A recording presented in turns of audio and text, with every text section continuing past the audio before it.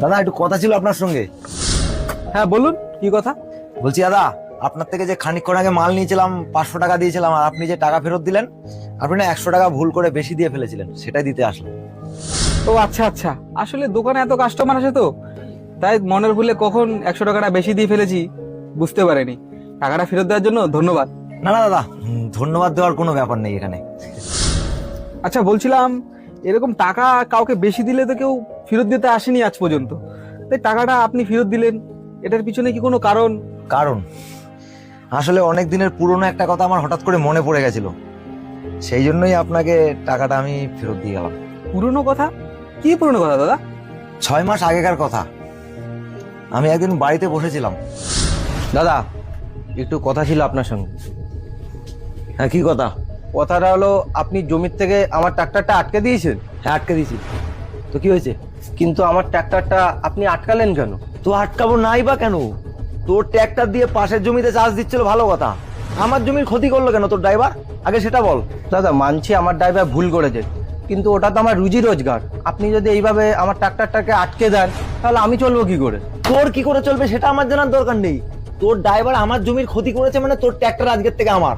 দাদা আপনার কাছে হাত জোর করছি, দয়া করে আমার ট্রাক্টরটা ফিরিয়ে দিন, নাহলে আমার পরিবার না খেতে পেয়ে মরবে।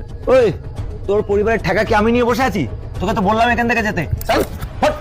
দাদা গরিবের পেটে লাথি মারলেন তো, উপরে যদি ভগবান থাকে না, এর বিচার অবশ্যই করবে। আরে হ্যাঁ হ্যাঁ, দেখা যাবে। চল ভাগ এখান থেকে এখন, হট।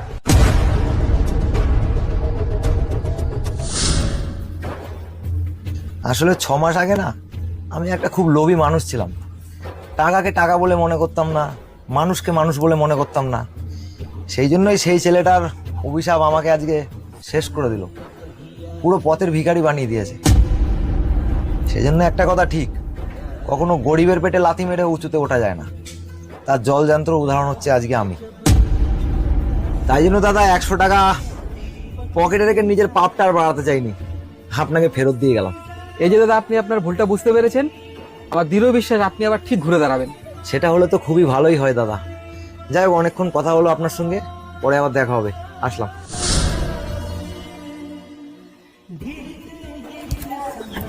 দাদা একটা সিমুইয়ের প্যাকেট দিন। হ্যাঁ,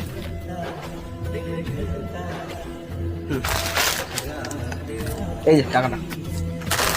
ভাই ভাই ভাই, দাদা দাদা, হ্যাঁ দাদা বলুন।